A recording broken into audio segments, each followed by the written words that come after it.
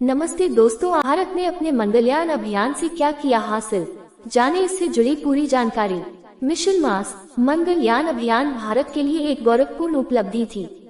इस अभियान के बाद भारत एशिया और दुनिया का पहला ऐसा देश बन गया जो अपने पहले ही प्रयास में मंगल की कक्षा में पहुंचने में सफल रहा।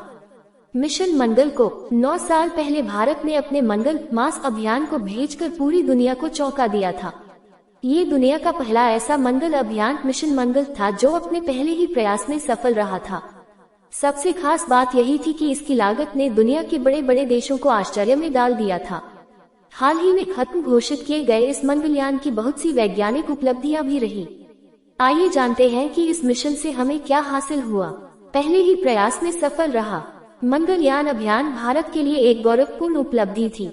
इस अभियान के बाद भारत एशिया और दुनिया का पहला ऐसा देश बन गया जो अपने पहले ही प्रयास में मंगल की कक्षा में पहुंचने में सफल रहा। मंगलयान अभियान ने भारत की स्पेस एजेंसी इसरो को दुनिया की बड़ी स्पेस एजेंसियों के बीच खड़ा कर दिया।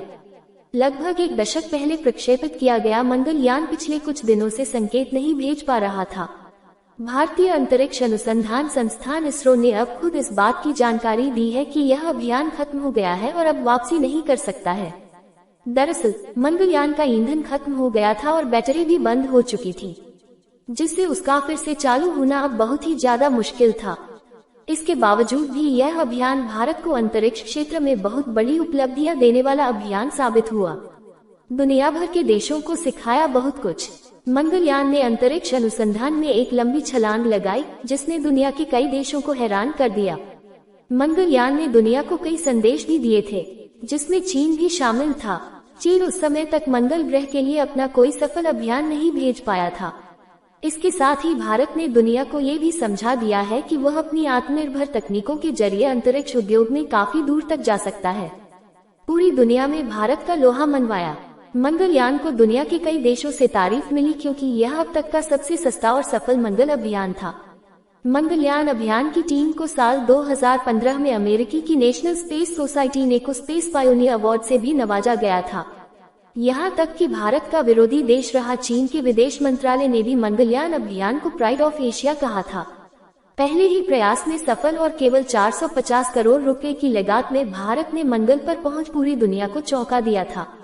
इससे साबित हुआ था कि भारत भी अंतरिक्ष स्पेस में लंबी दूरी तय करने के लिए यान प्रक्षेपण करने में सक्षम है।